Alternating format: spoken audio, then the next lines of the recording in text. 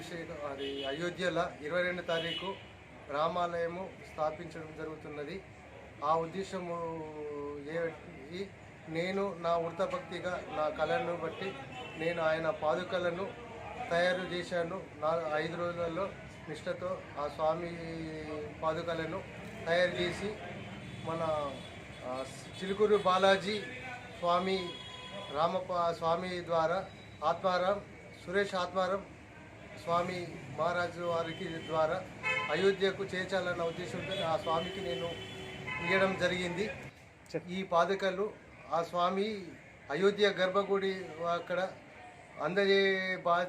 అందజేసే బాధ్యత నాదే అని చెప్పి ఆయన చెప్పడం జరిగినది. నేను చేసిన పాదుకలు ఆ అయోధ్య శ్రీరామచంద్రుడి చెంత పూజలు అందుకునే భాగ్యం కల్పించిన ఆ స్వామికి ధన్యవాదాలు. నాకు కూడా జన్మ ధన్యమైన స్ఫూర్తినిచ్చింది. అదే స్ఫూర్తితోని సీతమ్మ తల్లికి పాదుకలను తయారు చేస్తున్నాను. ఓ వారం 10 రోజులలో మరియు ధనుష్యును కూడా తయారు చేస్తున్నాను. నేను అంతవరకు పూర్తి చేసి ఆ అయోధ్యకు పంపించాలన్న ఒక సంకల్పంతో అవి కూడా తయారు చేస్తున్నాను. ఆ భగవంతుని ఆశీస్సులు నాకు ఎల్లవేళలా ఎప్పుడు ఉండాలని, ఆ శ్రీరాముని ఆశీస్సులు ఉండాలని. జై శ్రీరామ్. నేను గతంలో మన బ్రహ్మగారి ఆలయంలో కర్ర వినాయకుడిని ఒక 7 సంవత్సరాల కింద మా పాప బాగుపడాలన్న ఉద్దేశంతో నిష్ఠతో నేను వినాయకుడిని తయారు చేయడం జరిగినది. 7 సంవత్సరాలుగా పూజలు అందుకున్నది.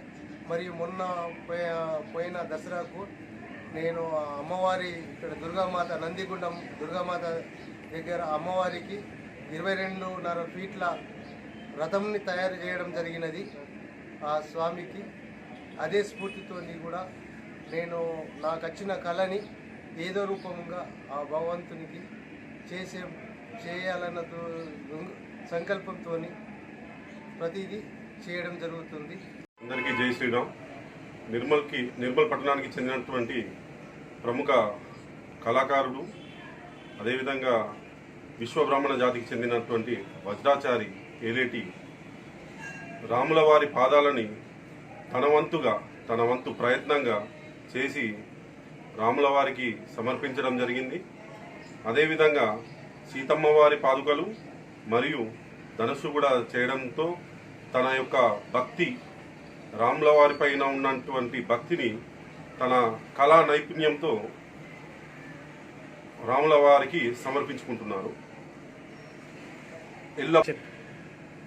ఈ పాదుకలు మరిన్ని వీడియోస్ కోసం ఛానల్ ని సబ్స్క్రైబ్ చేయండి. లేటెస్ట్ అప్డేట్స్ కోసం వాట్సాప్ ఛానల్ ని ఫాలో చేయండి.